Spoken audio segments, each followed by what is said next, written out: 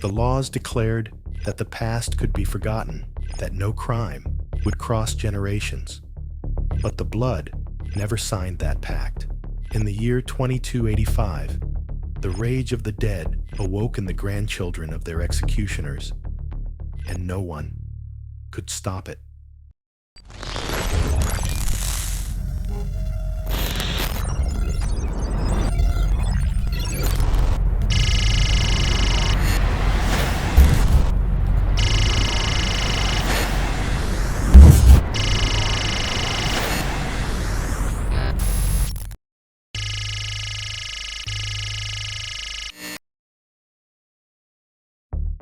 In the year 2285, humanity celebrated having tamed time. A universal law signed by all states proclaimed no crime can be inherited, no punishment can cross generations. It was presented as the triumph of modern justice, cutting the chains of hatred, erasing the guilt of the parents in the children, sealing with bureaucracy the right to forget. The powerful of the past applauded. The descendants of the victims remained silent.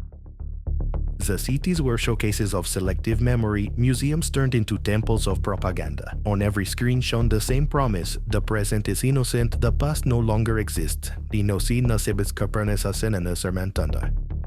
Centuries-old wounds were reduced to archive paragraphs, with digital seals prohibiting them from being reopened. Impunity had been legalized with electronic ink, but in laboratories buried underground, far from state cameras. A scientist named Eliza Nowak was obsessed with a question that could not be archived. What happens to pain when no one listens to it? Her research began in silence, analyzing DNA samples from families who had suffered genocides, torture, disappearances. What she found: it was impossible to deny. The genetic chains not only carried physical traits, they also held emotional residues, chemical shadows of fear, invisible scars of rage, a murmur of memory that was transmitted from cell to cell, from womb to womb. Eliza called it biological echo, a secret language hidden deep in the blood, in a world that forbade looking to the past. She discovered that the past kept speaking. Her finding was more than a discovery. It was a heresy. If the law said that no crime could be inherited, how could one accept that rage and pain already lived in the descendants? Eliza hid it, giving her project a code name: R3 Berza. It was not a drug nor a machine. It was a code. A sequence capable of reactivating those ancestral emotions, amplifying them until they became conscious strength. Not an exact memory, but an impulse. Not a clear image, but a faceless rage. The plan was simple. Inject the grandchildren of the criminals with that sequence. Let the blood do what the laws had forbidden. The first cases were invisible. Grandchildren of military personnel who never faced trials. Children of families that enriched themselves with the pain of others. Boys and girls who led peaceful lives until one day they began to feel a strange burning on their skin, an urge in their throat, a weight on their chest. It was anger, an anger they didn't understand, a hatred that didn't belong to their memories but pulsed as if it had always been there. They found each other without knowing how, as if something inside guided them. They recognized each other in the gaze, in the heavy breathing, in the contained fury that had no explanation. And they began to gather in squares, in dark hallways, in forgotten basements. There, in front of the ruins of toppled statues, they felt that a greater force was calling them. No one told them about the past crimes. It wasn't necessary. The blood already knew. The governments began to notice a pattern. Children of the elites, grandchildren of the untouchables, disappearing from their guarded residences. Bodies found on avenues with strange marks on the skin, like archaic symbols engraved from within. The authorities called it collective disorder. The Eliza called it by its name, deferred justice.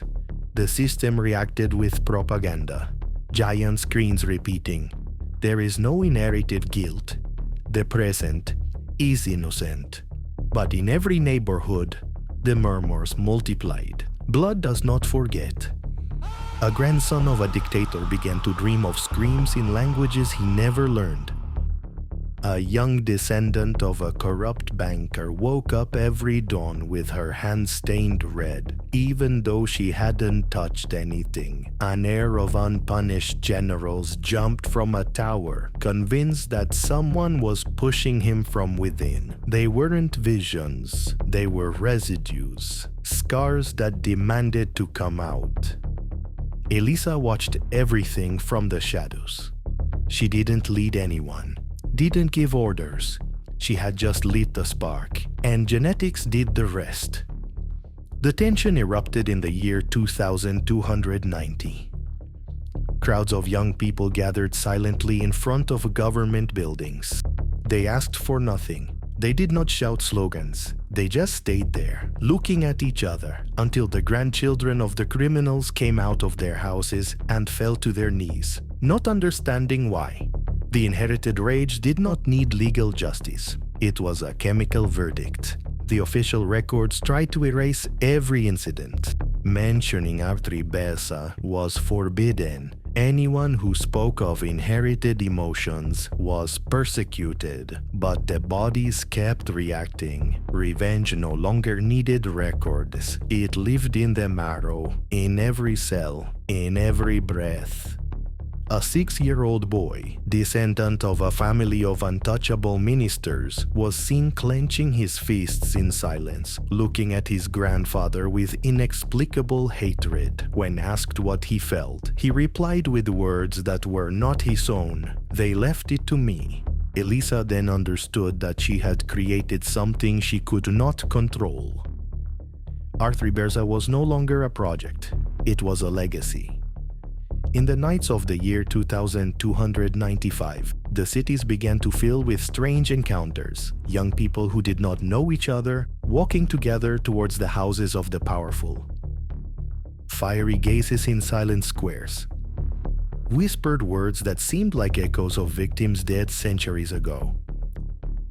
No one knew who was who.